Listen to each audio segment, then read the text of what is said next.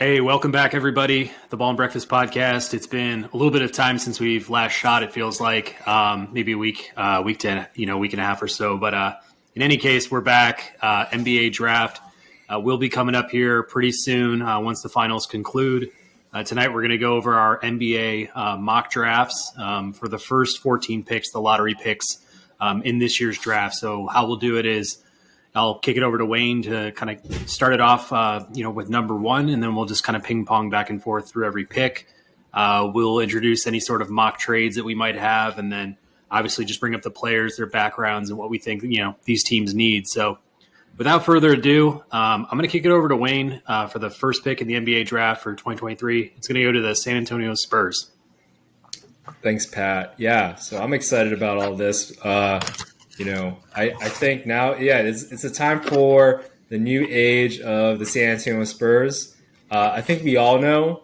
I'd be surprised if one of us didn't pick this guy, but it's got to be Victor Wembanyama, just like with all that's already been said and done.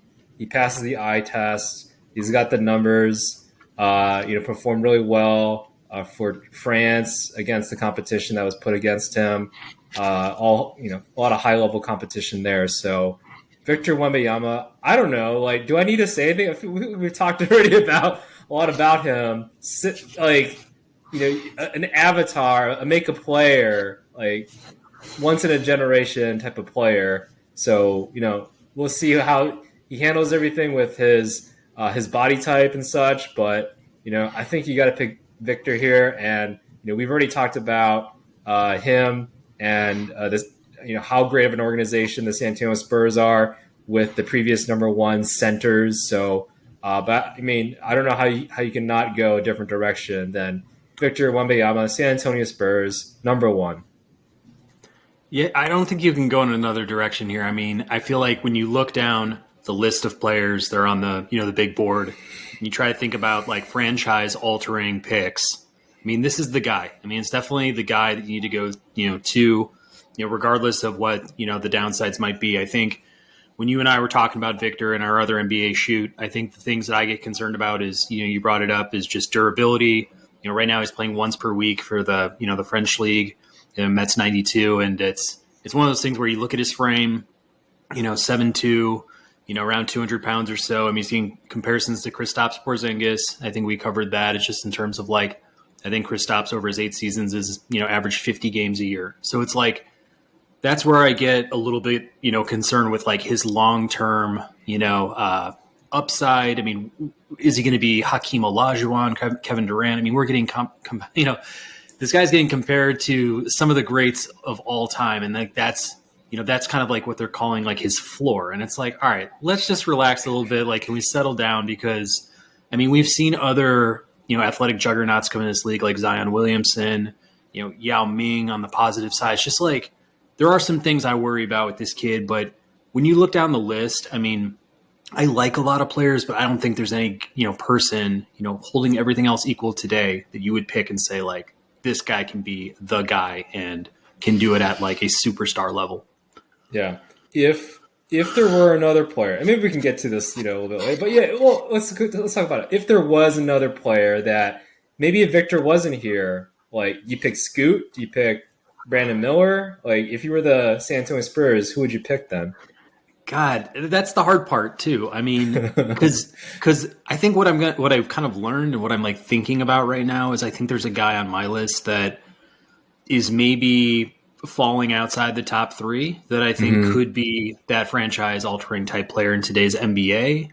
Now, I mean, we'll get into the breakdown of, I think, the other 2 guys you just named, but for San Antonio, kind of looking at the way their roster is constructed with Keldon Johnson, Devin Vassell, Trey Jones, it's they seem to have a lot of their 1 through 3 kind of figured out, at least at the starting positions. Not to say a Brandon Miller or a Scoot Henderson would push one of those guys to the side, but it's kind of in terms of total team fit too, Victor just makes so much sense there.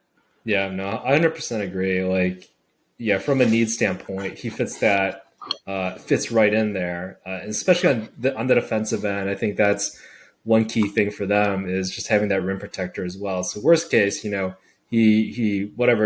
able to shoot. Takes a while to develop on the offensive side, but you can't teach that length and athleticism. I think that's just one thing that they can at least implement there, and then work on the big men. They take some time usually to develop.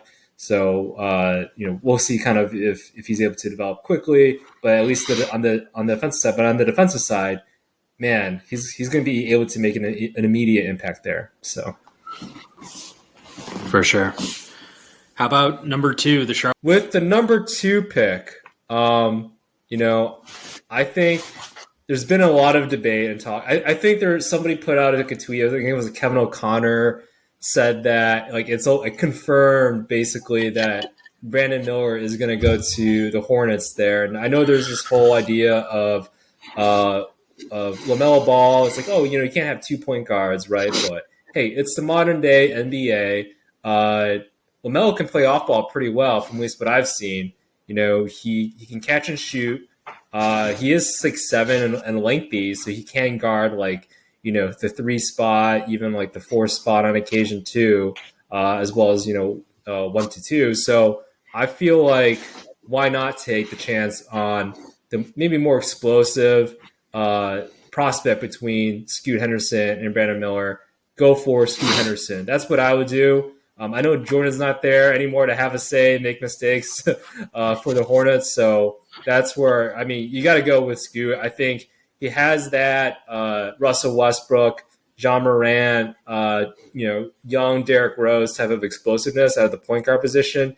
I think having him paired with LaMelo Ball, you got 2 generational kind of ball handlers, and Scoot can just develop a decent shot from the 3-point line. I think sky's the limit for him and this team. So for me, it's don't try to think too much about it. Not to say Brandon Miller isn't a bad player or anything, but I just feel you got to go with Scoot here. Yeah, man, I'm taking Brandon Miller at the 2nd spot, and it's and I think it's for reasons just on fit and what they have right now, and I think the only thing I think about is how Westbrook and LeBron played together in this last year, and if you were to have a Westbrook type that's what Scoot is being projected as, I've seen Derrick Rose as well comparisons. If you're getting a talent like that, obviously he's an incredible talent. I'm just a little worried about the fact that he needs to control the ball a lot. They say he's best with having mainly all the possessions. I feel that's kind of what LaMelo wants to do too in his game, and it's with LaMelo being their face right now, and the team seemingly needing everything. PJ Washington is going to be out, this offseason. So will Kelly Oubre. It's they kind of need, that pure, I think, small forward. Somebody who's good at defense, good at shooting, which Brandon Miller is. He's switchable. He's young. I just feel it's conventional, and it doesn't drip with maybe the same tantalizing upside as Scoot could possibly be.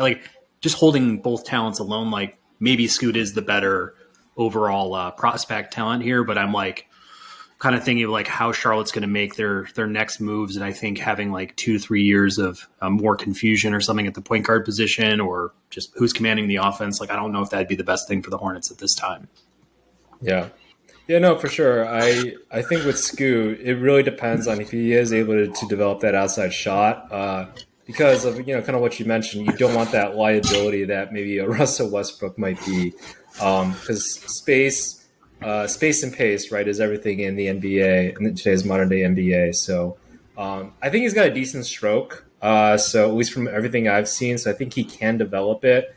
But you do make a fair point, I think, with regards to Brandon Miller, and he does seem like a player that can fit right in there, maybe more immediately, but. For me, it's much more about the upside of Scoot Henderson. Played really well against high level competition that he had, but I think that's just where I see that he. It's hard to just kind of go with the fit, and for me, it's you got to go with the talent there. So I'm all in for Scoot to be drafted by the Hornets there. Sounds good. I think we'll have to fire up NBA 2K3 or 2K23 one day. Both put our guys on the same roster and just see what happens. But I think that's fair. Guess we'll move on to the next pick at number 3. It's the Portland Trailblazers. Wayne, what do you think is going to happen here? Man, oh man. So this is definitely an interesting scenario here because Damian Lillard he keeps on saying he doesn't want to leave, right? But at the same time, their team kind of just needs to blow things up and rebuild. So I'll offer one different scenario. We can definitely talk more about all different kinds of scenarios and such, but I'm going to go with, hey, look, Damian Lillard, stay, right? Let's see if we can get some talent for you with this third overall pick, right? So, I'm trying to see and find maybe some suitors, some of those fringe 8 seed, 9 seed teams out there that maybe have a star or two and just, maybe they are looking to, blow things up themselves. So I'll play that scenario. If I'm the Trailblazers, I would say probably the first team I would call is maybe the Toronto Raptors. I think that they got rid of Nick Nurse, right? Nick Nurse was like, you know what? I don't want any time with this. I don't want to have to go through some rebuilds. So they're like, hey, let's blow things up a little bit, formally cut it off. So they got some players under contract, are going to become free agents. They're kind of up in the air there. So for me, I'm thinking maybe they blow it up. So I'm going to say third overall pick, Siakam, maybe some swaps of picks here and there, all that fun stuff. But I think those would be the primary assets that are traded there. So Siakam, welcome to the Portland Trailblazers, teaming up with Damian Lillard, finally getting some prime level talent there on the front court to pair up with Lillard, Anthony Simmons, Jeremy Grant, getting some more length there with the rest of the team, Nurkic as well. So what do you think and who do you got? This is an absolute joke because I have the same teams making a trade at that same spot. And I actually have it written down. I have almost a pick swap here in the first round. We'll give the third pick to Toronto, 13 to Portland. Siakam and Achua go to Portland. I think it just fills out their 4 or 5 positions. Toronto gets Anthony Simons, the number 3 overall pick, Nurkic. And then I'm thinking if there's future considerations, you might do that as well. But I'm in this same thought. I mean, I think that there's, the Lillard talk to other teams just doesn't feel right to me because he hasn't done it his whole career. And why would he just do that now if he's going to join a team that's I don't know, probably middling at best unless he can get to the Bucks, Miami, whatever you could think of really. It's it's hard to envision him wanting to do that. So I would envision him wanting somebody else to join him. Like you're saying, Toronto's in flux.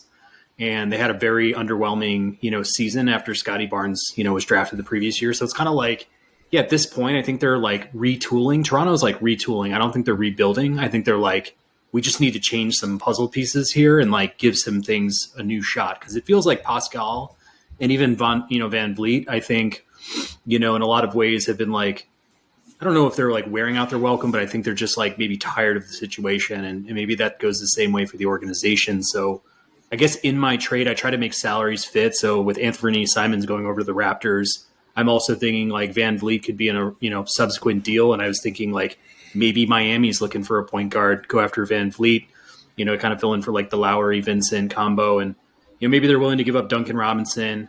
I put Tyler Hero down as a possibility just to make salaries work. But maybe there's a way that things can happen like that. Just a little bit of reshuffling there. But overall, we got number 3 Toronto. Both of us do. So, what are you doing with that pick now? What do you think you're going to do there?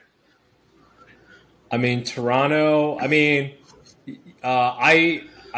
picked. I at least I had Brandon Miller there. So I feel with them, this is a wing league. I understand that they have a bunch of wings there, but at the same time, Scotty Barnes kind of has been that point forward in a way. So maybe they just go all in on that and then have Brandon Miller, have OG, Gary Trent, etc. Right? Kind of just play through Scotty Barnes a little bit, play a little bit of positionless basketball and just not have a legitimate or your prototypical point guard. Maybe they do move on from Van Vliet there. So something like that could happen. Or maybe they do keep Fred Van Vliet and then, maybe they pick somebody else. But I feel just having a player like Brandon Miller, hey, it is positionless basketball. It is a league of wings. Usually wings tend to be the best players on the team. So I feel let's take Brandon Miller, build this team that's every player is still in their 20s there. So I feel like why not? And then get some assets for Siakam, who is a little bit more, I think, further down the line than the rest of the players there, and maybe he is a better fit somewhere else. So that's what I would pick. Just go ahead with that. But if Scoot Henderson is still around, why not take Scoot, right? And that's exactly it. I mean, I have Scoot going there. I have that being like the reason why Toronto does it. It's like they need a superstar caliber, scorer, playmaker, and they've got a lot of like good wings. They have a lot of good like defensive minded players too. Like I think Barnes, Trent, if they add, Simons is like, Anthony Simons is their backup, their 6-man type. And you've also got Anunoby there. It's like Scoot's got a team there. He's got Jakob Poeltl down low. It's like he can just run an offensive. Like I think me and you really like Toronto. And I feel like, last year was it was like very underwhelming for such a talented roster where I feel like you just make like an injection like that of talent and, maybe shake up the culture a little bit. And I think this team's like ready to go. So, and I think this is great for Portland too. I mean, we'll get to Portland later on, I guess, in our lottery mock here, but it's like, for Portland, they get that second piece and, along with Jeremy Grant and some others, it's like now Portland becomes a more serious contender, like definitely a playoff team in my mind. Yeah. No, 100% agree on that. So, we'll see. I think the one other trade possibility, if Damian Lillard is to go, right? I think he was quoted like in some recent podcasts that he would consider Miami Heat or the Brooklyn Nets, I think were the two teams because he liked Bam. I think Bam's like his boy, and then also he likes Mikal Bridges. So, if that were to be the case, then maybe there is a swap or a trade of some sort there. Probably involving Tyler Hero, because guess what? The Miami Heat can win without Tyler Hero, looks like. So, trade him, maybe some other assets. I've seen Kyle Lowry kind of being thrown in there.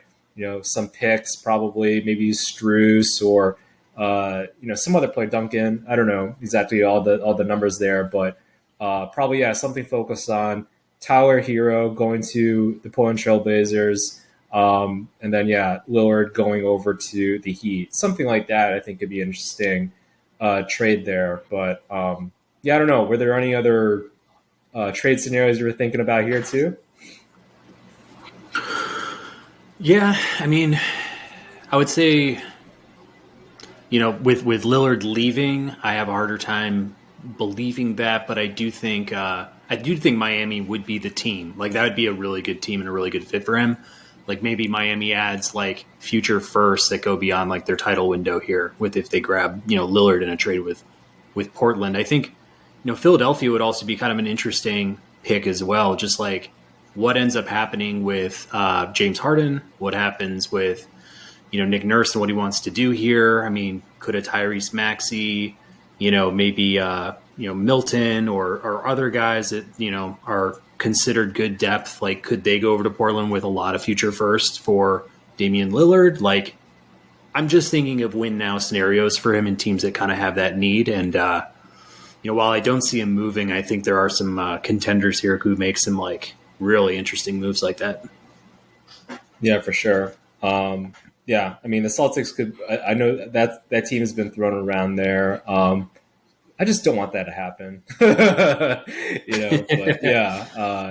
that would be interesting, if it were to happen. Just him, Jason Tatum, they I feel like playoff time they do need that second scorer to step up there, and Dame Lillard could definitely be that person, but I just wouldn't want that to happen. I feel like that's just cruel. That's just not right. So.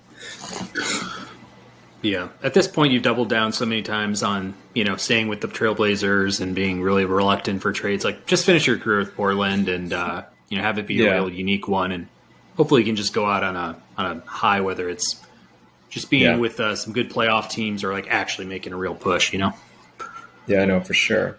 Again, then, moving on to the next pick here, the 4th overall. I got the Houston Rockets selecting Amen Thompson here. I just think that a backcourt of Jalen Green and Amen Thompson, that is a sick and athletically explosive backcourt. We've seen the Jalen Green highlights, right? But if you look at Amen Thompson, like this guy has that same level of crazy athleticism. Needs to fine tune his game.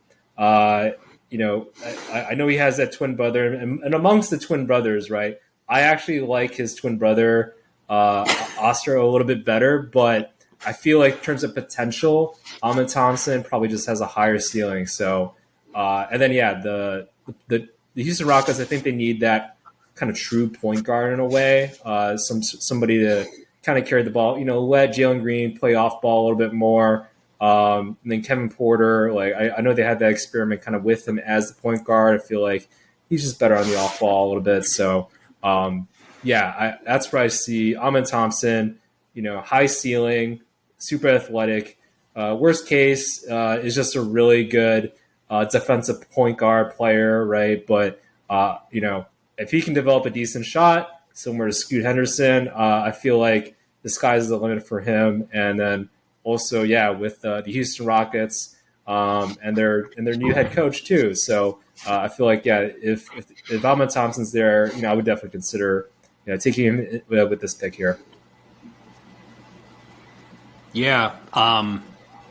So again, I think this is one of those Scoot Henderson, Brandon Miller type conversations for us because I kind of agree with you on overall talent. I just I'm thinking about fit, and I'm also thinking about what I think is most likely to happen, or where I think they're actually going to go with this pick. And I like Cam Whitmore out of Villanova for Houston. I feel like with Kevin Porter Jr. getting the 4-year extension, seems like they're showing a little bit of trust in him to be kind of like their main ball handler. And like I agree with you. I don't know if he's like a pure point guard in like NBA terms and stuff, and maybe he would be a better 6-man smaller shooting guard type where you plug in a guy like Amen and it's like you've got a guy who's actually like a real playmaker, driver of the offense, et cetera. But they're as far as the team goes, looks like they're looking for guys with complete upside, good defensive ability.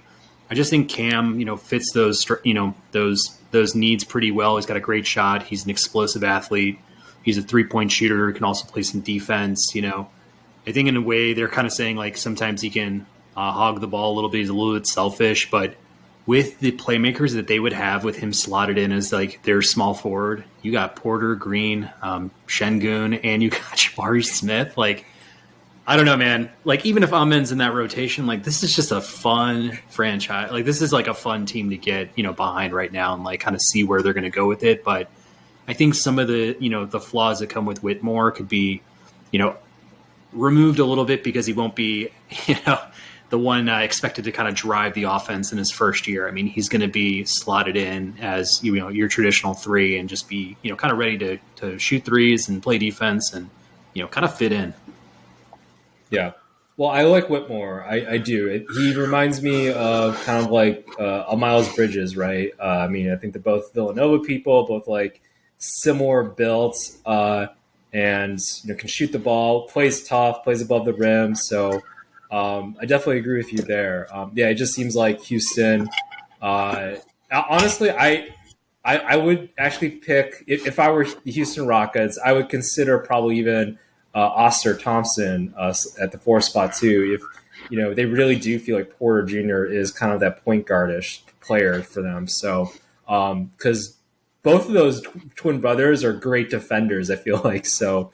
And I think that's just what they kind of need. They need that kind of, they're both 6'7", athletic and have length. So I feel like, having a player like that could definitely help. But no, I do agree. I think Cam Whitmore can be an asset there. But speaking of Cam Whitmore, I have him actually being selected in my next pick to the Detroit Pistons, who I think they could use Cam Whitmore's skill set there. I think he'd be a great fit. I was actually debating, I think, between Whitmore and Jarris Walker, actually out of Houston there. But I think, with the team that they have, they do have Jalen Duren, they have Marvin Bagley, Isaiah Stewart in the front court, also James Wiseman. I feel like they need a little bit more Just kind of like a little bit more lateral quickness, a little bit more explosiveness. So, and some shooting there. So that's where I feel like Cam Whitmore kind of fits that need a little bit more. And then I think he has tremendous upside as well, just as an overall player. I think he fits well with the play styles of both Cade Cunningham and Ivy as well. They're two young players there. So yeah, Cam Whitmore for the Detroit Pistons here. What do you think? And who did you get? Who did you pick here? I think that'd be a great fit, like if I didn't have him going the pick before, he'd probably fall in the pick after, So and again, I think Houston, Detroit have similar needs. So in a lot of ways, I think he'd fit like a glove there for, what they would probably draft. For me, just based on how the board is rolling, we're talking, you've already covered this guy, but Oscar Thompson would be my guy going fifth. I mean, looking at, again, what Detroit needs based on, kind of their ball handling, top two guard positions being taken. I think Oscar is just a touch different than Amen in the sense that he's probably more of like your traditional small forward. A lot of ways he plays great D. He's got a good shot. He's, good at interior scoring. And those were three things that Detroit's kind of prioritized as things that they actually need out of a player. So, as long as he's checking all those boxes, he's obviously very similar to Amen. It just feels like Amen's probably more of like your playmaker, facilitator. And it's like, you got Cunningham and Ivy there. You don't really need another guy who, commands the rock in that sense. So for me, I'm going to Oscar Thompson, number 5. Yeah, no, I think that's good because I think, at least what I saw from, my own draft analysis between the, Amen and Oscar was that Oscar, he played off the ball, a lot more because of Amen, being a little bit more ball dominant there. So, with Ivy and Cunningham, Oscar kind of fits right in there. So, and it's just as explosive. I think I've seen like the pro comps, like a Jason Richardson as type of player, just explosive, has a decent shot. I think he won the MVP, I believe, of that overtime lead that they were both in. So I think he hit like the game winning shot or go ahead shot there. So at the championship. So he definitely is a great player. And I think I've said before, I wouldn't be surprised if he turns out to be the better of the twins. At least having a better pro career there. So, I'm high on Oscar, but yeah, I think he could fit pretty well over there at Detroit.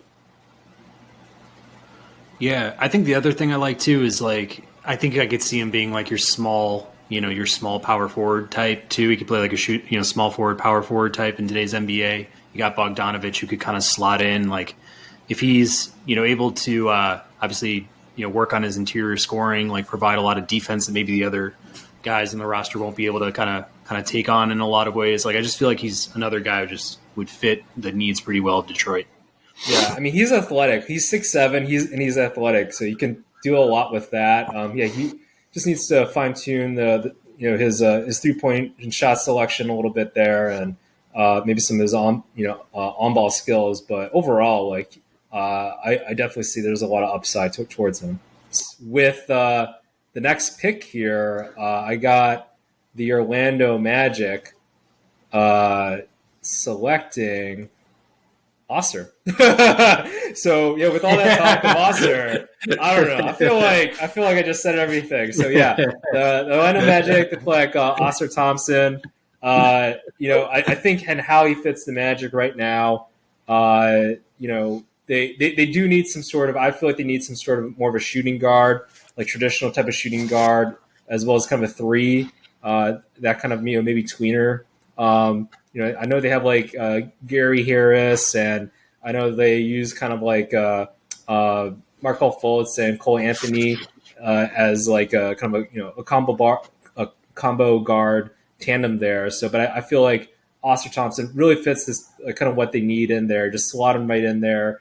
They got enough length on the front end of the court there, I feel like. So that's where I felt less inclined for like a Jarvis Walker. So yeah, I had them taking Oscar Thompson here. Well, I got him taking their brother, his brother Amen. So this is the part where I take Amen Thompson, who we've talked about.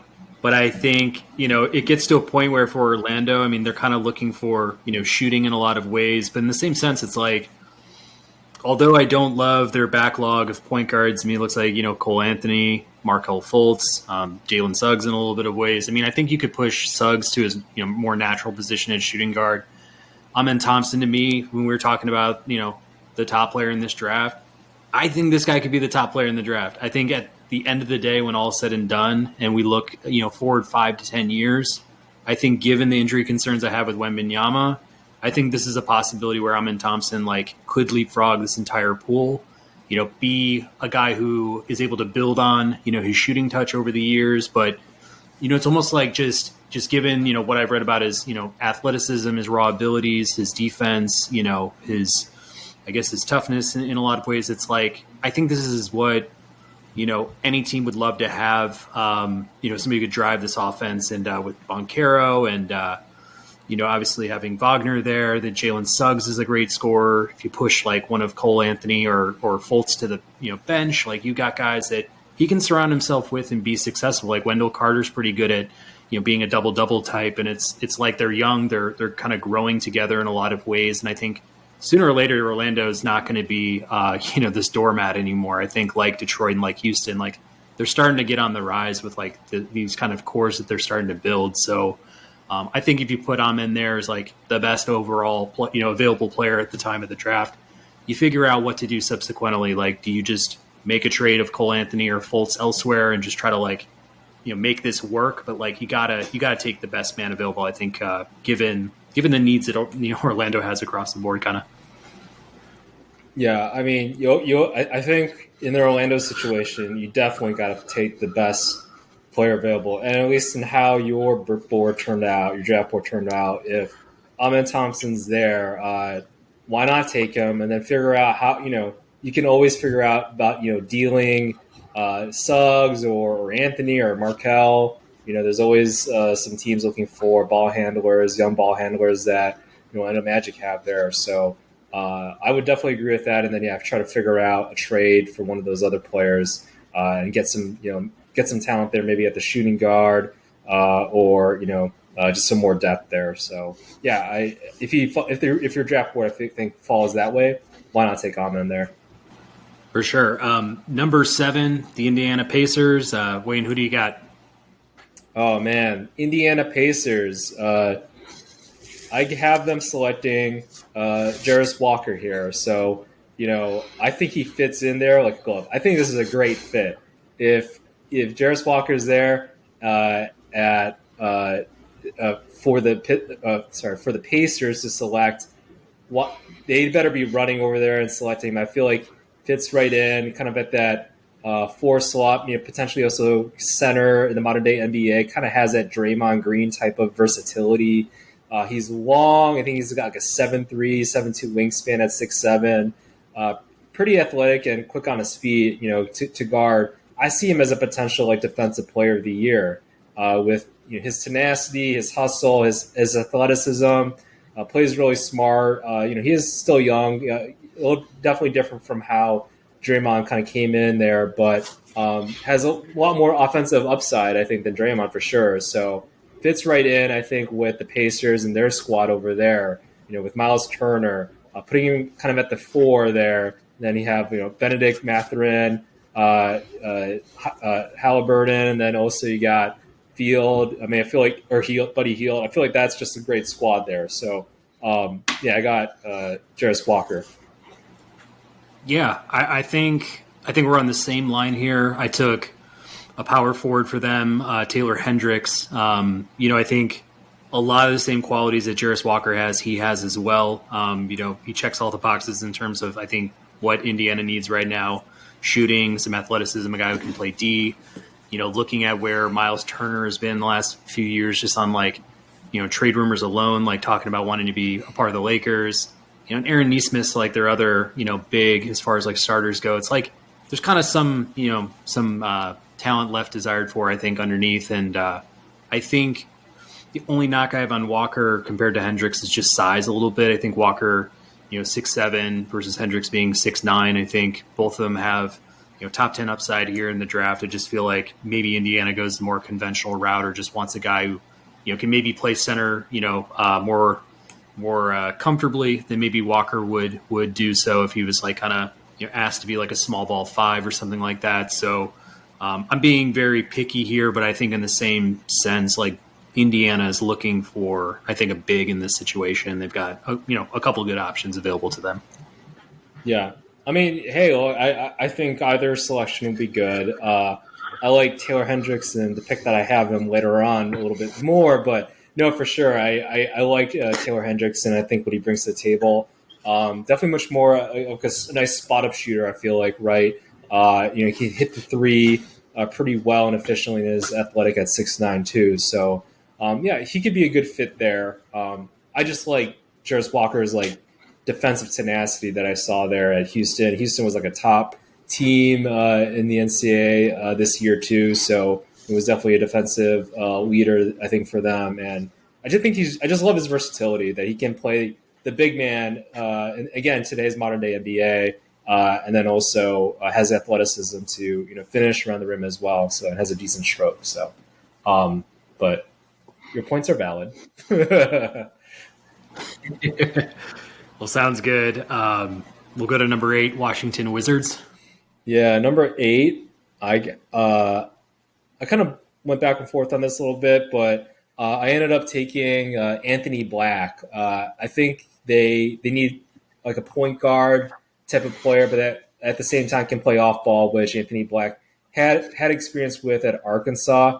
So he's 6'7".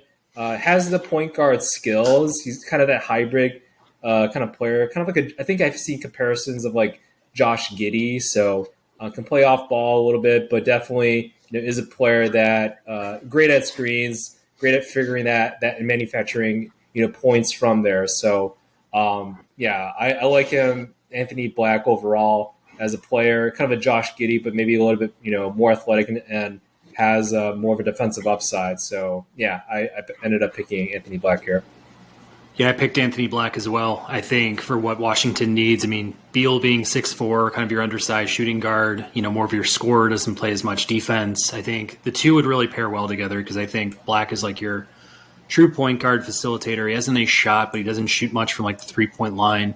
High IQ. I think a guy who could be really switchable, across their defense, and just somebody who's like a competent, floor general. I think, Denny Advia is a guy they grabbed in the draft a couple of years back that I think they had high hopes for. And he hasn't really panned out. He hasn't really like taken that leap to being like a starting point guard you could really trust that's got, a big body and can be kind of versatile for them. So he's kind of slid into some sort of like reserve role for them. I think he can still be productive, but with Beal, Kristaps, maybe Kuzma staying along longer, Kispert's a nice shooter. I think just having Black there is like a really nice compliment for them in the draft, although I don't, see this being the thing that takes Washington to the next level per se. Yeah, no, 100%.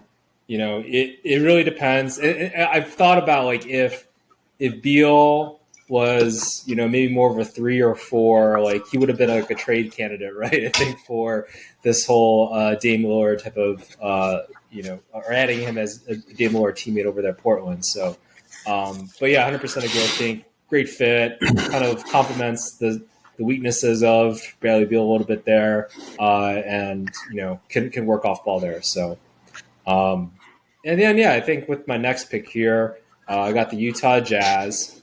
I went with a player that I think a lot of people are like, oh, I think that makes sense. I have them taking Grady Dick, best I think pure shooter in the draft. Coming out of Kansas there, 6'7", kind of like a guard, small forward type of player, pretty physical, underrated passer. I think has some playmaking abilities there. So I feel like he'd be a great fit with what they're trying to build over there at Utah. Fitting in there with Markkanen.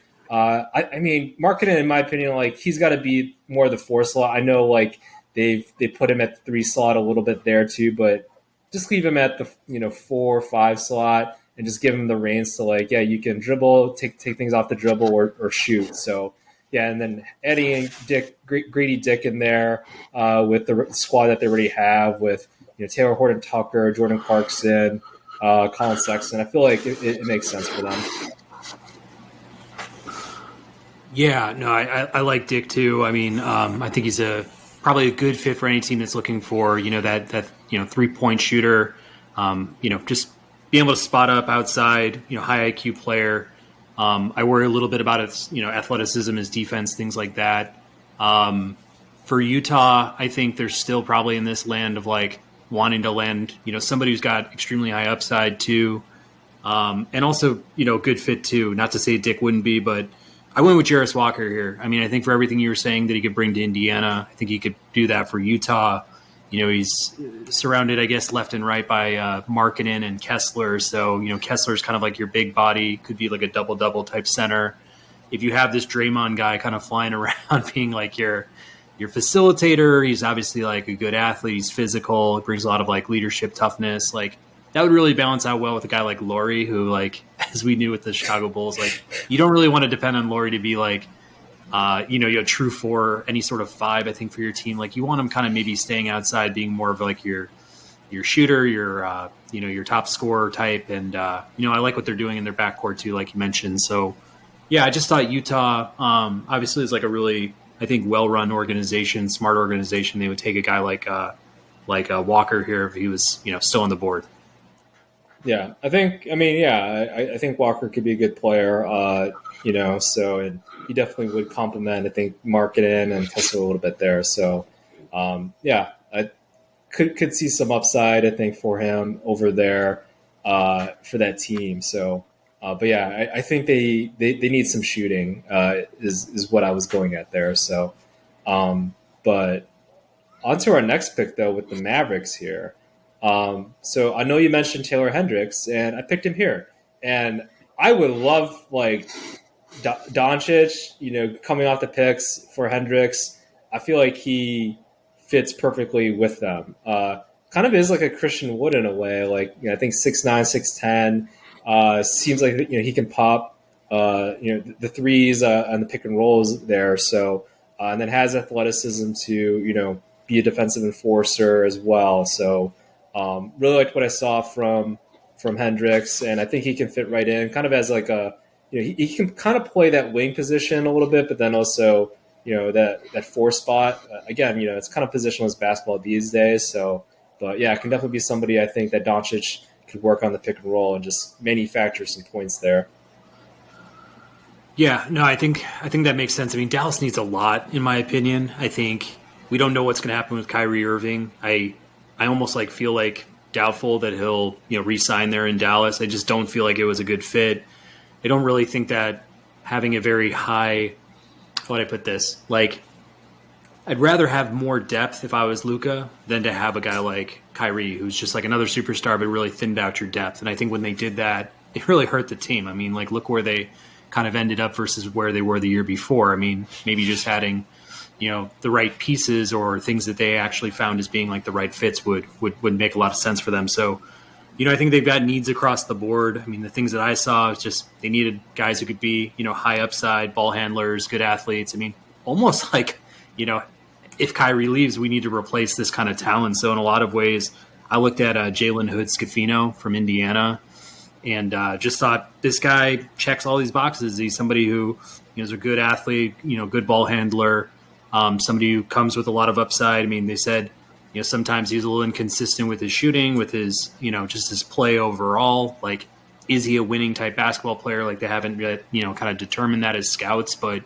in a lot of ways, like if you're playing side by side with Luka, both are kind of switchable. It could both be ball handlers, could both be scorers, could both, defend the same guy, just being, that's, Hood-Schifino's 6'5". So it's like, that is kind of a nice, backcourt to assemble there. They've obviously lost Jalen Brunson, which was a huge backbreaker for them just in terms of like your number 2 scorer on that team. So like maybe Hood-Schifino could make up, some of that loss. But Dallas is in a tough spot right now, to be honest with you. Yeah, I mean, it'd be interesting if they pull off a trade of some sort with this pick, but I really do like Jalen Hood-Schifino there. Like, I think he can be a key contributor to a team. I think I saw some like Deron Williams type of comparisons where Deron, he could shoot without the ball. He doesn't always need the ball in his hand, kind of catch and shoot. But then, do some playmaking at the same time.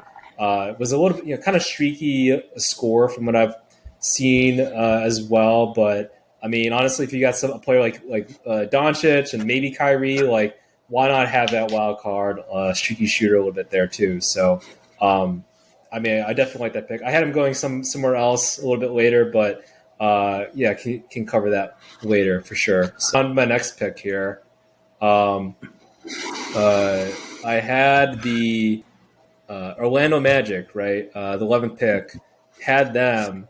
Yeah, I think that they could use just some shooting and just in general. Overall, I had them taking Oscar Thompson before at number 6 here. So, but I think, yeah, why not load up on some shooters here? Jordan Hawkins is what I had here next. I think he kind of fits right in. 6'5". I feel like that's a good height for maybe a guard, maybe a 3 at the same time. Hawkins, UConn won a championship over there. Was probably one of the better shooters at the NCAA. I think if Dick is number 1, like Jordan Hawkins in terms of pure shooting, probably number 2 there. So pretty good defensive talent as well. Again, for the defending champion, UConn Huskies there. So, yeah, had 11. Want to imagine taking Jordan Hawkins. Gotcha. Yeah, I went with the same idea, and you already put him on your board. But Grady Dick to Orlando, based on the fact they need that shooting, could use like a good bench player. In his first year at least. I mean, obviously, I think he's more than that, but based on where their current rotation would be, I've got him taking Amin Thompson, and obviously they have Suggs and Anthony and Fultz in theory. Whether or not there would be a trade is kind of to be debated, but to have Dick as just another guy who you could bring into your rotation and be like that sharpshooter when you've got all sorts of facilitators, you got Boncaro and Wagner and Wendell. I mean, that is a really fun young team, to be honest with you, and whether it is Hawkins or it is Dick at that spot, I think. I mean, you're now building out that's 8 to 9 men deep there, right? It's pretty exciting. Yeah, no, for sure. And I think this was the Bulls pick, so this is definitely where it's maybe this could have been something a little bit different here. But hey, I think either of those players would work well. And yeah, that pairing, you think of you had Thompson going to the Magic and then also Dick. I think that's a great combination for them. Having a little bit of having some athleticism at the point guard spot, but then also having that shooter. I think that really complements their current squad really well. So that would be a great haul. All right, who you got at number 12 for OKC? Yeah, so number 12 for OKC. This was a little bit back and forth, but I feel like OKC, just how they're drafting, they're going for upside. They're going for home runs. They're we want a 6'10" wing, raw as hell, but maybe, he turns out becomes the next Giannis. So I got them picking Victor Wembanyama's teammate, Bilal Koulibaly. 6'7", 6. I don't even know if that's his real height, but he looked pretty long. I think he's 6'7", 6'8", but has a 7'3" wingspan. So kind of like Kawhi Leonard a little bit, just, obviously not as built there. So, but everything from what I've seen, has a decent stroke. Not the greatest free throw shooter, raw as hell. But man, looking at that length, great defender, and played pretty well, I think, with Victor. So has that international experience, which I feel like a lot of international players, they somehow develop a little bit better than I guess more American ones with high upside. So I feel like with Bilal, and if Bilal's there and I'm the Thunder, I'm like, why not? Why not take a swing? We've already got enough 6'10" players here and there on our front court, and then also a Chat and such. Why not just take some swings here, see if he pans out, and that could be potentially a hell of a squad with SGA, Josh Giddey, who knows what happens with Chet here, but then a player that potentially could be like a Giannis of some sort, or a Kawhi. Why not take that swing there with Bilal? Yeah, this is totally in their nature. There are some international guys that I've starred here that I think are also pretty interesting, and like will totally buy OKC just doing something completely unconventional. But for them, it's like conventionally unconventional. So I could see some sort of like fit like that where a guy slides up their big board that most folks are kind of overlooking maybe in the lottery. But I was also thinking like based on team need, like they're looking for some shooting. You already covered him, but I thought Jordan Hawkins would be a good fit for them. He seems like fit like a glove, whether he's your 6-man type or could slide between SGA and Giddey as like maybe the shooting guard if Lou Dortz hits the bench or they move him in some sort of way. But good shooter, good motor, playmaker. I think in a lot of ways they're just looking at his defense and his upside there given his frame because he's kind of thin. But in a lot of ways, like I think OKC, whether they go completely unconventional like they tend to do, or if they like just want to pick a solid NBA type basketball player who's got American college experience, like I think Hawkins would be a good player to add to the team. Yeah, no, for sure. Hawkins would be an excellent player. Fits right in there. They definitely need more. I think they need more shooting. I'm not sure where they ranked. But yeah, like having potentially him as well as I know they drafted Jalen Williams I think last year as well. He had a pretty decent rookie season, but yeah, I don't know. I feel like with the current squad they have, they're just going to try to hit home runs and see what happens, and maybe something sticks here. But honestly, I really like Jordan Hawkins' game. I think he would fit really well in there with SGA and Giddey, right? So. It is funny though. It's like they do like to hit a lot of home runs, and like that's why I don't think anything you said was surprising. It's like, but if Chet is healthy,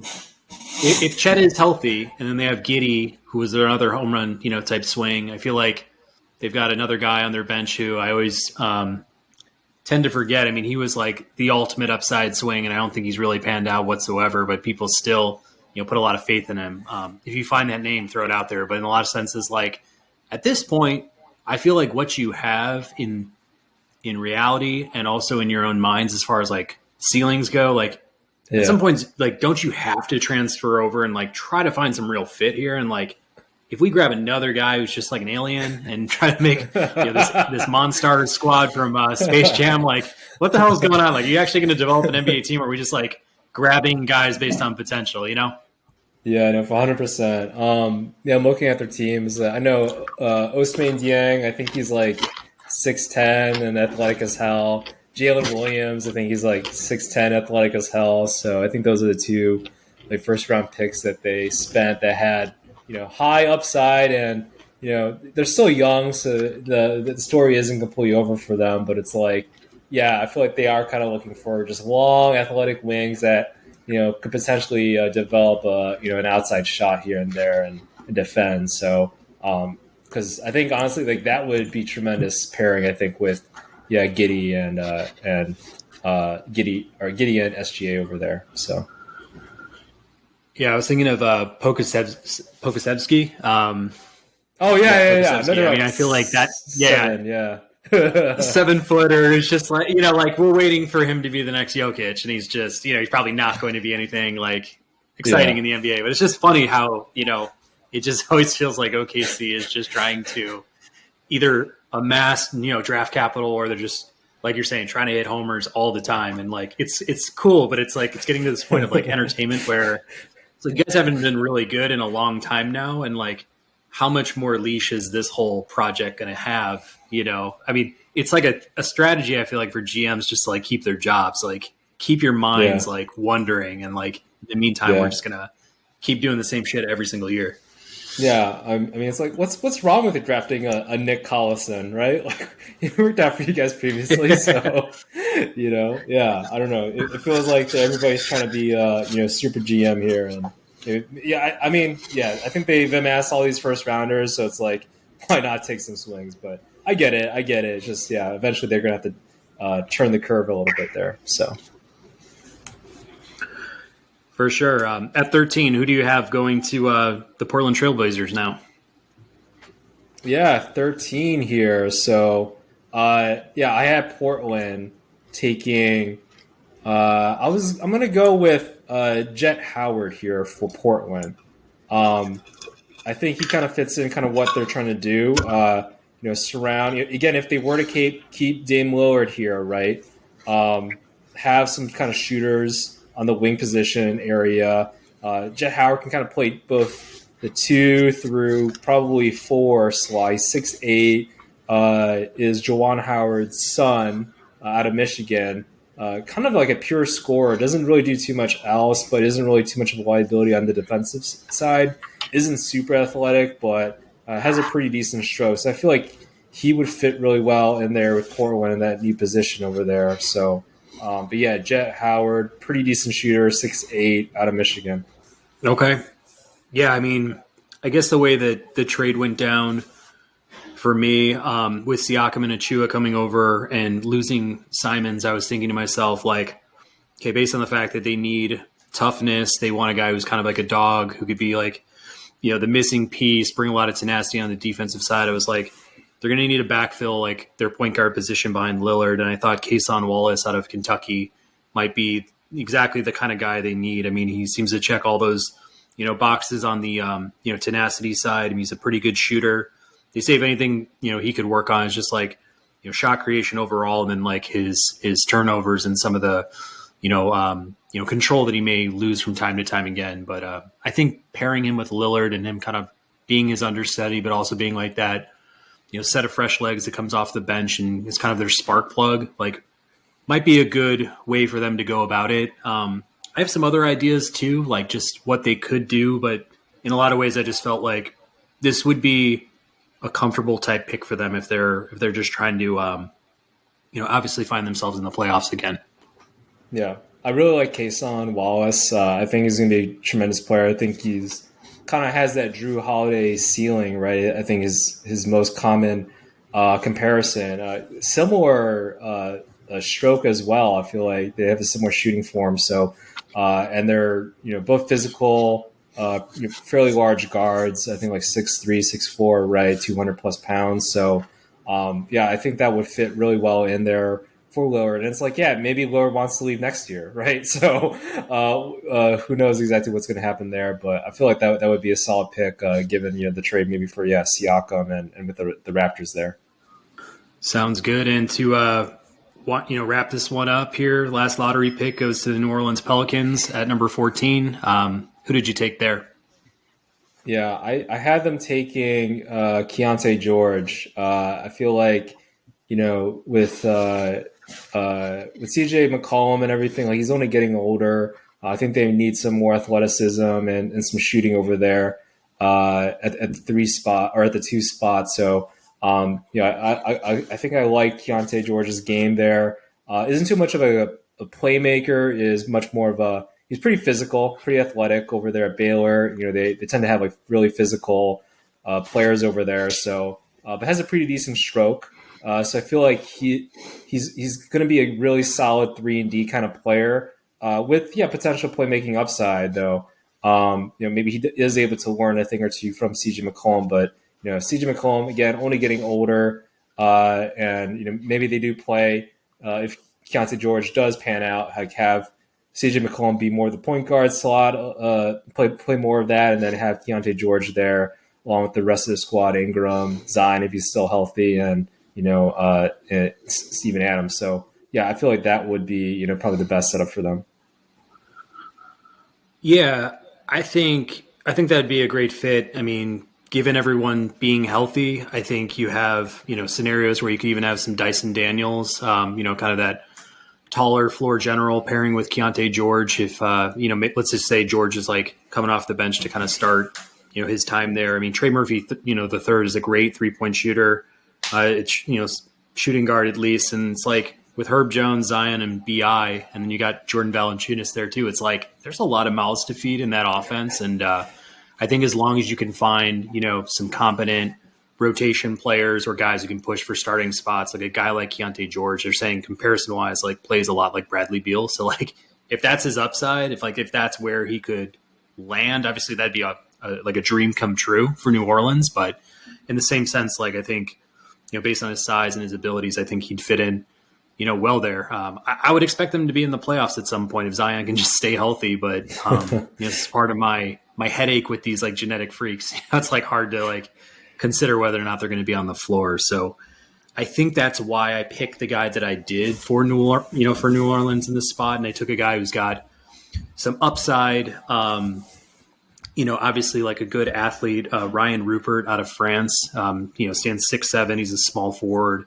Talk a lot about his athleticism, his defense, his ability to like not only block shots but also steal passes. I mean, I feel like he just brings a lot of intensity that really any playoff squad would really want. I love that New Orleans already has like a Herb Jones who's just kind of does a lot of those things, but I feel like this guy would be a good complement to players like Trey Murphy III and Brandon Ingram. And if you have another Zion injury, like you can just slot Ryan Rupert in there and he'll bring like a lot of the defensive intensity that a Herb Jones does, but it's just another guy that you can help groom, develop, hopefully you can add, a 3-point shot is what he's kind of missing. Like just being able to kind of, be off the ball, like, a shooter, spot up shooter type. Like he's just not there yet. So he's more of like a slasher at this point. But overall, I think he'd be a good fit for a team like New Orleans.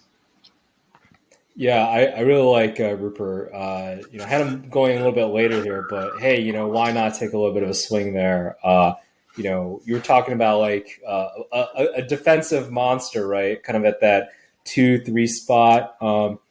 I could potentially see him, at least from my tape, at least the tape I've seen, like defensive wise, his ceiling is like Matisse Thybulle. Like he is that athletic, that pesky. He can be a defensive force.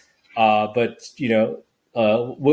like Matisse Thybulle's like downfall is he can't shoot. Like he's a player that is a marginal 30% 3-point shooter, right?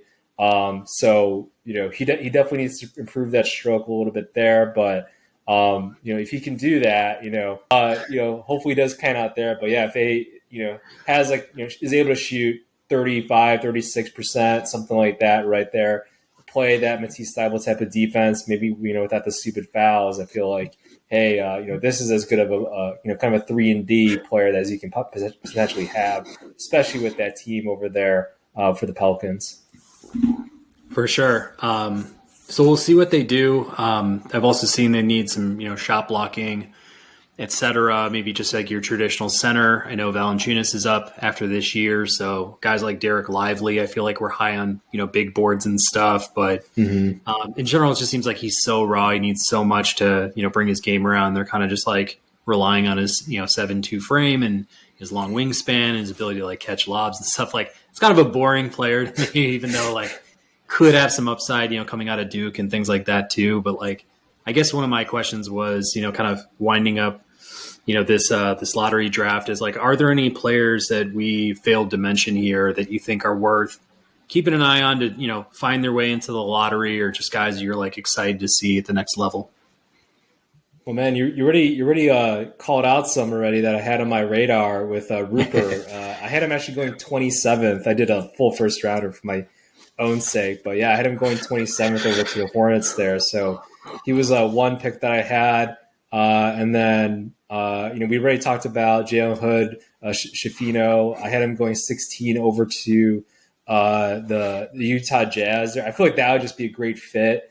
I think he's kind of like similar to Jordan Clarkson in a way, like a combo guard. I think I had comparisons of him to Deron Williams, which that worked out pretty well for Deron Williams over there at Utah. But I feel like he would be a great fit. Another, at least for me, like one draft pick that I had here, I think could be pretty fun, right, is Nick Smith Jr. I think he's kind of like a Lou Williams at like 6'5", like can score 30 one day off the bench, but then, maybe shoot 1 for 10 the next, right? So kind of that hit or miss kind of player, but I feel like he would be great for the Heat at 18, I think is what we have here. So like him kind of coinciding, potentially with, Jimmy Butler, and who knows if this whole Damian Lillard type of thing pans out, but at least from everything I've seen and heard about Nick Smith is he's a dog. Like he'll definitely shoot his way out of slumps, but he is a dog. He's a competitor. So I feel like he would fit in really well with like that Heat team over there. But yeah, those were just a couple of, players that I had there, but who did you have? Yeah, I mean, besides Lively, I did have Keontae George. You talked about him. I thought like I needed to star this guy as I was going down and like looking at teams and looking at fit. The thing that I kept coming back to was like just his profile, his size. Like it's hard in the NBA today. I feel like to be an undersized shooting guard who lacks the defense, who's a little bit streaky and consistent, like doesn't have like let's say an all-world 3-point shot and stuff. So I'm like. But again, like we're getting comparisons to Bradley Beal. Like he has shown that he's a prolific scorer, has great vision, can create. Like I am excited to see what he can do at the next level. As I was going through these teams, I was just like, do they need him? Like, would he be their first choice? Like, I'm not sure. And I was having just real trouble fitting him into one of these, 14 or I should say 13 rosters with Orlando having 2 picks. But I think he's right there. I think he's like. If he doesn't go in one of those 14 slots, I think in the same sense, like he's going to be middle of the first round for sure. Yeah, no, I agree. I think I don't see him getting past the Hawks. So I think I had him going 14. But honestly, if I'm the Hawks there, why not take a swing at a player like Keontae George? I feel like he would fit really well in there. So. Yeah, overall, I mean, I think this is a solid draft. Definitely has some high upside players there at the beginning. Really athletic. I feel like there's just like a lot of athletic wings, guards, and then Victor Wembanyama up there on top. So I feel like that's really solid overall draft. One more player that I had drafted by the Grizzlies. Actually, I feel like this would be a great fit for the Grizzlies at 25. I had Dariq Whitehead out of Duke was one of the top, I think, high school prospects coming out. Kind of an injury-battled season over there at Duke, but I think his game could translate well probably over there with the Grizzlies. Dylan Brooks probably gone, right? I think fitting him right in there, probably less, drama off the court there, I feel like, but has a lot of potential, and I think he could pair pretty well over there with John Morant. So, but yeah, I think that's my assessment of the draft. I think there's definitely a lot of fun players here. I'm excited to see kind of what happens. Gotcha. Yeah.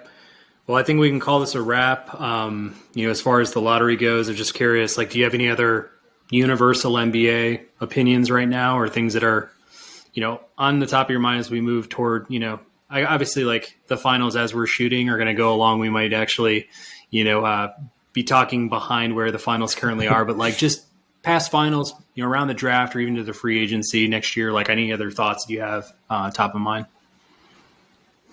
Yeah, I mean, well, one more thing on the draft, I think, now it's coming to mind. It's like, I feel like with the Jazz, right, where they are at, I think they have 3 first-round picks.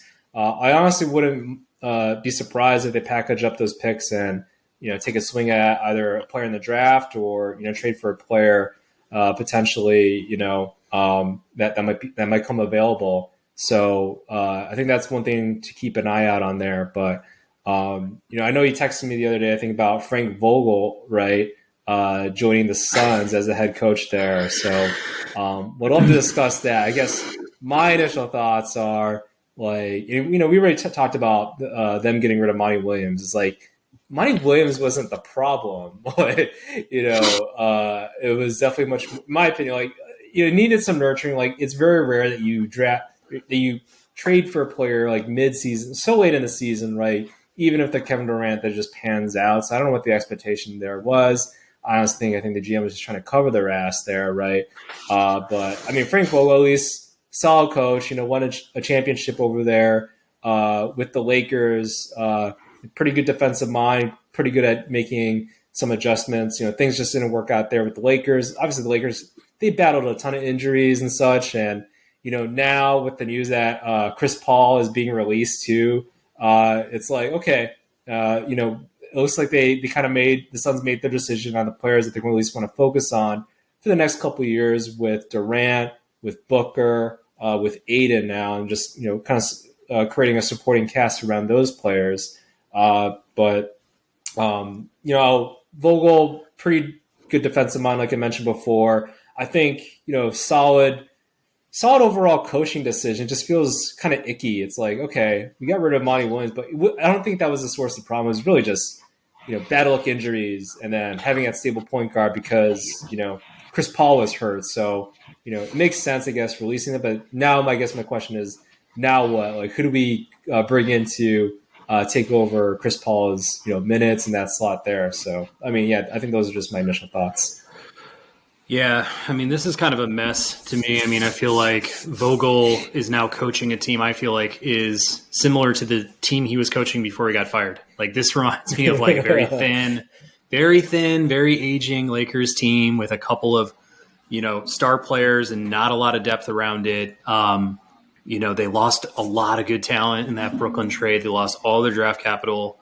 And I just question where Durant is in this point of his career, just in terms of, can he stay healthy? Is he 100% motivated to win championships? Can he actually execute and get himself over the hump and like win multiple rounds, multiple series with, the team that he has in front of him? And it's like, I've heard rumors of James Harden joining this squad. It's like, that is not the answer. And if that's the answer, why are you bringing on a defensive minded, like no BS type coach like Frank Vogel? And it's like, even in that approach, like Frank Vogel is like a 526 all-time winning percentage type coach. He's had his ups, but he's definitely had his downs in the NBA.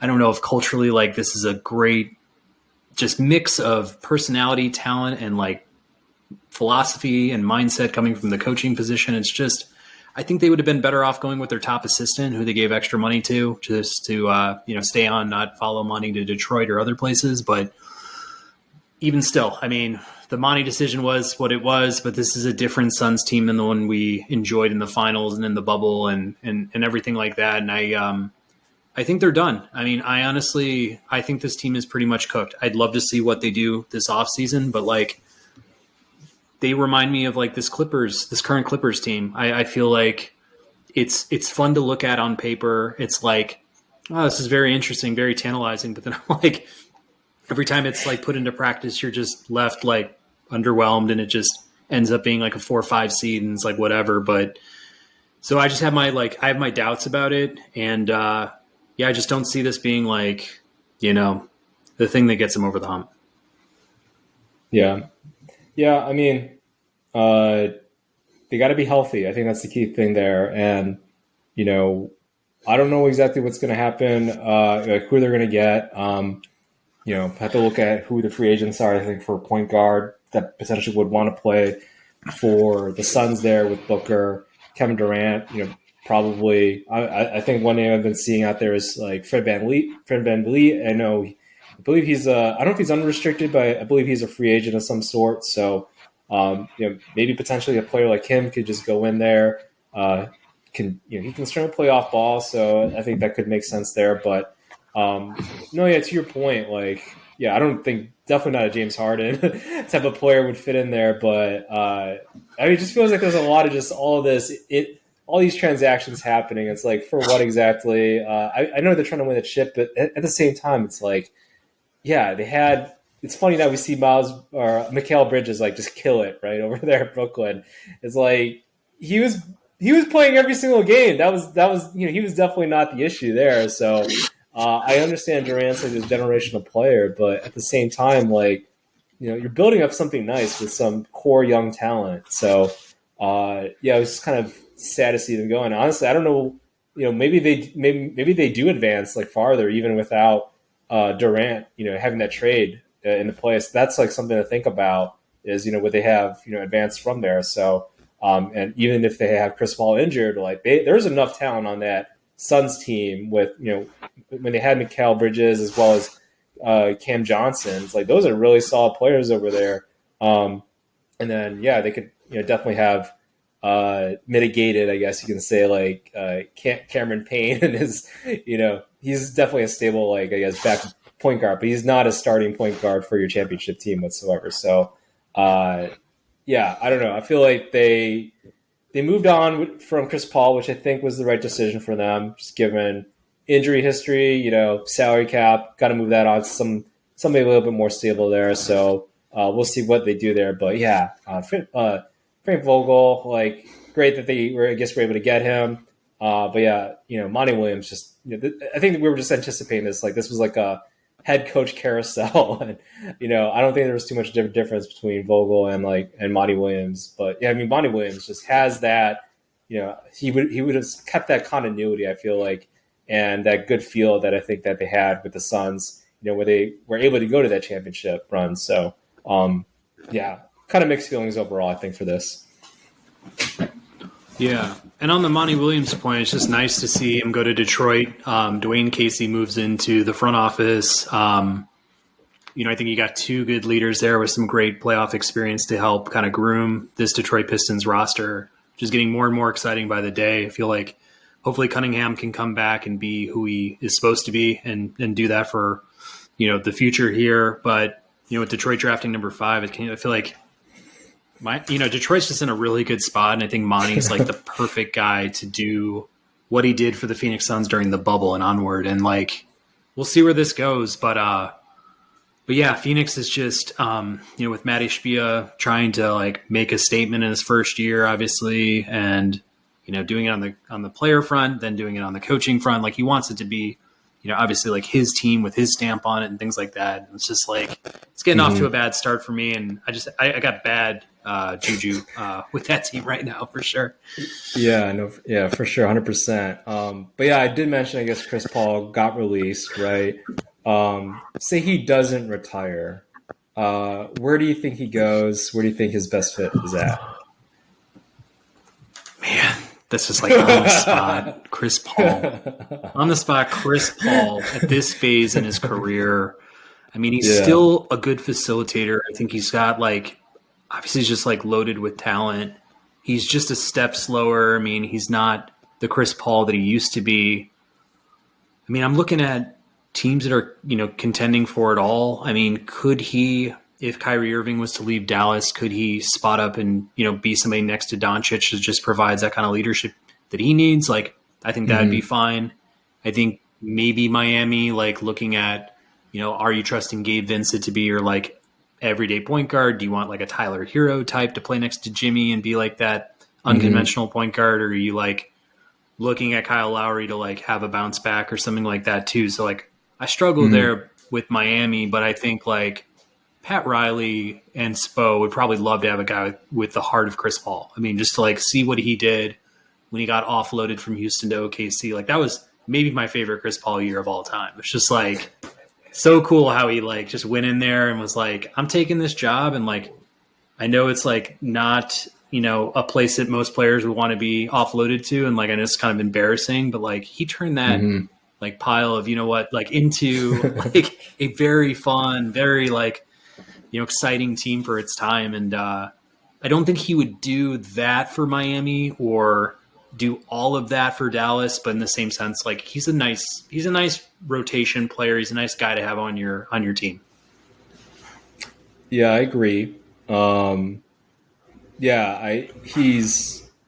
at the stage of his career. He can't be necessarily the focal point, right?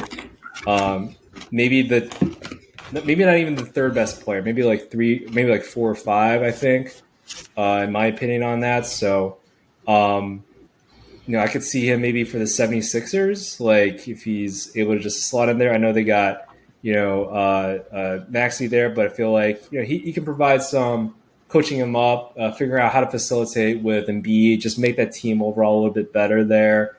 Doesn't have to start, I don't think, at least if I was in his shoes, I wouldn't be necessarily looking for that.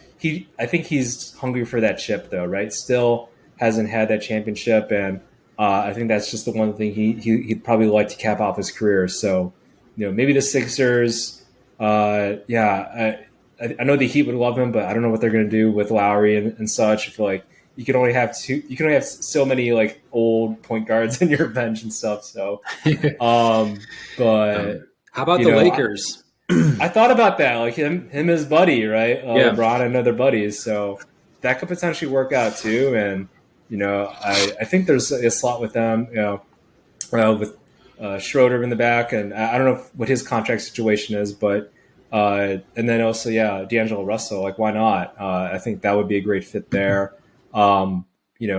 other teams in the West, like I don't think he's able to like go with Jokic at all. That'd be interesting, but yeah, like I feel like a championship contender would make sense. Again, at this stage of his career, has accomplished everything. I really like Chris Paul in terms of everything he's done outside of the court. His game is a little bit, it kind of turns me off. Like he he very much kind of finesses people like almost too much, but I do got to respect his how he just goes about things, how he's a consummate winner wherever he goes, and is tends to be pretty ultra professional and is like the president, right? I think of the Players Association. So, but yeah, I have mixed feelings about his game overall. But at the end of the day, I would love to see him just win a championship. What if he played for our Chicago Bulls? How do you think he would? How do you think he would do there, like in whatever role? Yeah, I don't know if that'll happen, but it couldn't hurt. Yeah, I don't know. Oh, well, one team that it would be interesting if you join them would be the Clippers. If you rejoin the Clippers, they're already old as hell, right? But they have all the talent in the world. Goes back there, finishes off what he started with Lob City, just has Kawhi, has Paul George. I know they kind of like to play the big guards over there, but hey, if Chris Paul can come in there, kind of be that, six-man bench player point guard, right? Why not, kind of take him like a vet man or whatever. He's made enough money in his career. See if they can win a chip. I think that could be a good fit. Yeah. I guess the reason I brought up the Bulls is like thinking about Lonzo Ball being done for his career, just to have a guy like Paul, whether he's the starter or the backup with like a Caruso or something like that, that'd be just kind of like a good extra veteran to add to like maybe a hopeful Bulls playoff team or something like that with DeRozan and Levine running it back. But yeah, the only other thing I was thinking about is like how cool it would be if he went over to like New Orleans or Charlotte also to like kind of ride into the sunset with one of those franchises. Like he could play off the ball with LaMelo a little bit and like maybe not be as commanding, or maybe he's just, his backup, or in the same sense, like goes to the Pelicans where, he can either, obviously maybe even be a starter as point guard pushing McCollum to the 2, or again, just falling to the back and being like one of their, off the bench point guard types. But yeah, in general, I think there's a lot of utility in a guy like Chris Paul, and obviously now that they're not like having to pay $40 million a year to get him, I think a lot of teams would be super interested. Yeah, I like that. The Pelicans, I think that would be kind of full circle. I think I listened to this podcast with the Pivot too. Talked about how New Orleans kind of like is like his town essentially, right? Like I think he got drafted. I believe he got drafted like right around Katrina. So it was like, very sentimental moment for him. I think he also has some family still there. So whenever he goes there, goes to New Orleans, he knows, has family there, hangs out with the family there, knows where all the restaurants are, and knows the people that work at the restaurants, etc. So that would be awesome. And then, yeah, if they can have a healthy Zion, that could be a squad. So that's a big if. But yeah, that would be, I think, awesome to see. If he feels like, maybe a championship isn't in the cards for me, would love to see him get a send off over there with the Pelicans. Yeah, they'd be a lot of fun.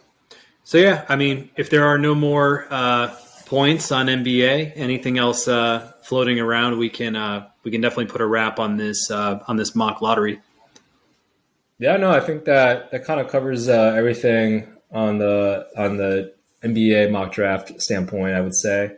I think one thing I was thinking about was, strangely, I think leading into, I was looking at tavern style pizza for whatever reason. There's been this like debate, I think. I don't know why it's been stirred up in my feed more so of the algorithms have gotten me, but I definitely it's one of those things that Chicagoans, true Chicagoans, right? Like we don't eat deep dish pizza like religiously or anything like that, but we will eat tavern style like pretty regularly, just because the calories like the deep dish doesn't make sense to your average person. So yeah, I don't know. I definitely subscribe to. I only have deep dish when I was in Seattle, right? I had deep dish sent to me, but whenever there are certain I guess relatives coming into town, friends coming to town, that's only when I have deep dish. But I guess my question to you, Pat, is do you have deep dish whenever you're in Chicago, or when do you have deep dish? Do you hate deep dish? Tell me about your feelings. Man, no, like deep dish, and I think we've talked about pizza on different shows in the past, but in general, like deep dish always has a safe spot in my heart, like in just general, like my pizza. How would I put it? Like upbringing, it's like part of you, in a lot of ways, like what people got used to in other areas of the U.S. is like completely different than what Chicagoans grew up with, and like for the majority of my, I would say like young life, I feel like it was always a mix of deep dish pizza and like you're saying tavern style as well. And I think deep dish, I'm the same way. Like it is a touristy kind of thing if you're going into Chicago and you're like, hosting folks. But I also saw it as like, it was my favorite like fall winter type, option because I was like, look, it's going to be cold as hell out. It's dark very early. It's wet out like in the early spring and it's still cold. Like in general, that 6 month, 7 month period in Chicago where it's dark, cold, rainy, windy, whatever else, it's like grab a pizza, get a bottle of wine or some beers or something, throw on a couple movies and like just hang out, make it a night. Like, you get done with your deep dish, you have 3 or 4 pieces if you're like really going to go after it or something. And then like, you're going to be done after that because I've also seen folks who have like tried to do deep dish and then go out at night and like hit bars and stuff. Like when I was a lot younger and people would just like drop like flies, like it'd just be like so stuffed they can't even take another sip of their beer or something before, they're just ready to pop. So in a lot of ways, it's just that it's so heavy, like you said. And I think that's why tavern style is like just a much more like day-to-day option for pizza in Chicago. And honestly, it's funny because like when I actually talk to people outside of Chicago, like people don't really understand either option that we have. Like, they don't get deep dish, but then they don't really fully understand like what is like thin crust pizza, what is tavern style pizza and stuff too. So I have to like kind of explain to them how we perceive pizza and stuff. And I just feel like the rest of the U.S. is kind of like on pan pizza, Neapolitan style. Maybe it's a Sicilian or Detroit style slice nowadays, like a little bit more trendy, but yeah, it's just funny. But Chicago's definitely got some of the best pizza in this country for sure. Yeah, no, I agree, and 100%. Yeah, tavern style, like I'll do that for my birthday or something like that, even. But yeah, I don't know. I've had enough deep dish where I feel like I can be selective of it. So, but I do agree. It has its place, I think, for us. More sentimental now. So. For sure. And it's also kind of nice. The last time I was in Chicago and had deep dish, I had an Italian beef style deep dish pizza. And it was like everything you love about Chicago with the Italian beef. It had like the giardiniera, had actual Italian beef slices over it. And it still had red sauce and it was still cheese and, in the deep dish style and stuff. But like just it kind of was like a good welcome home type meal. So I really appreciated that. No, for sure. Do you have any other takes on your end? Yeah, for final thoughts, I was telling Wayne this and kind of like, as you may have noticed on the show, munching a lot, but like got this great deal at the grocery store where I was able to like get, these M&Ms. We've got, the caramel option here. We've got the pretzel-filled M&Ms right here. We got the crunchy cookie option as well over here, and then went with a traditional peanut M&M as well.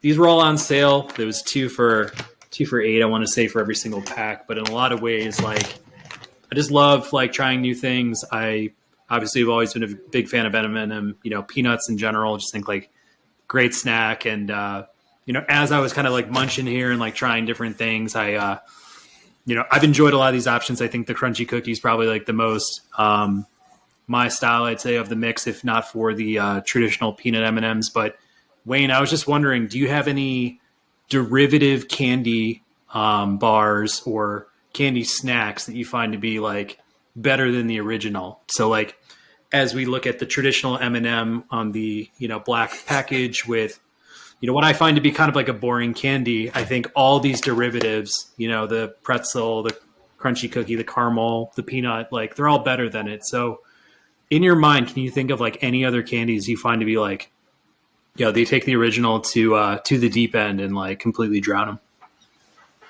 Man, that is a great question. I mean, not really candy, but Flaming Hot Cheetos. I do prefer Flaming Hot over regular 100% of the time.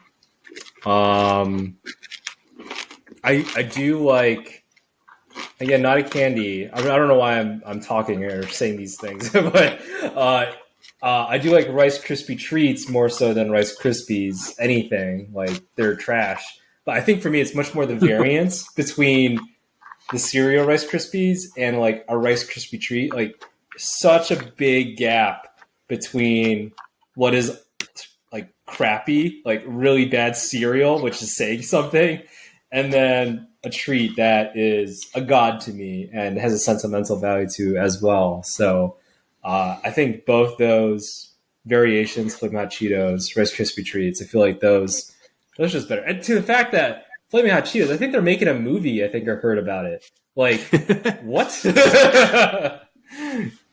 Yeah. That's pretty good. I mean, you're completely right on cereal. If you think about any of the original brands of cereal, they're all like cornflakes or, standard Cheerios. Like I think all their derivatives probably kick their ass because there's like 30 plus more grams of sugar just packed into like, each quarter serving of the box or whatever. But no, what I was going to say, like, I think the Hershey's cookies and cream is better than the Hershey bar. I think that this is kind of a hot take and probably be pretty debated, but like the Reese's peanut butter cup, I think on its own is really good, but now they're stuffing like pretzels and potato chips inside them. And I also like Reese's Pieces a lot. So I'm kind of like, I would take maybe the derivatives there, but like I think others would probably argue. And I think Pringles, like you were going down with the Flamin' Hot Cheetos, but I think every other Pringles flavor outside of maybe like barbecue for me, like cheddar, sour cream, et cetera, like better than those original chips too. So yeah, man. Yeah. That was my fun with snacks for this past week. And I've definitely been munching away at too many M&Ms over the last few nights or so. Yeah, well, Chex Mix, that's another one too. Like, I think they got the turtle one as opposed to just, I guess, the plain one that they have there. So, yeah, the turtle one I think is great, like because it has like the caramel corn as well in there, and I think like some candied nuts as well. So, like, has a little bit more of a sweeter flavor. But to me, that is just head over heels better than anything like normal Chex Mix mixes that they normally have. So, definitely want to give my shout out to that. Could also give a shout out to Garrett Popcorn in Chicago for taking your standard buttered popcorn, putting it on steroids, and then like having your fingers turn burnt orange from the cheese or, the caramel blend too. It's just like, my wife is obsessed with popcorn, like kettle corn popcorn. But the second she had Garrett, she lost her mind. That changed her entire outlook on what popcorn could be. And it was like one of the greatest moments of my Chicago history with her, I'd say, because it's just like how much she enjoyed that experience and how much like we have to do it every time we go to now. So is that when she knew it was like, oh, he's the one. He's the one. We get to come here like every year or something. Okay, we'll do this. So we can have. Well, I also, bro, the first time I think the popcorn actually saved my ass because the first time I brought her there, it was 9 degrees, and she had never been in 9-degree weather in her entire life. So I was like, "You're welcome for the 9 degrees and Garrett popcorn."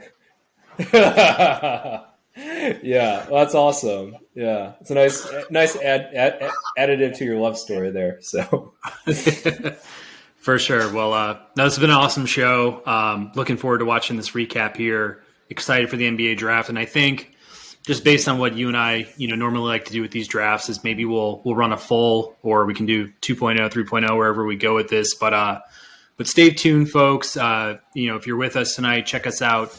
Obviously on YouTube, with video. Leave us a like, subscribe to us, leave us a comment. If you're on social media, we're on Instagram at Ball and Breakfast, and we're also on Spotify, Apple Podcasts as well. Just check us out wherever you're at. Always give us feedback. We love it. And we'll catch you guys next time.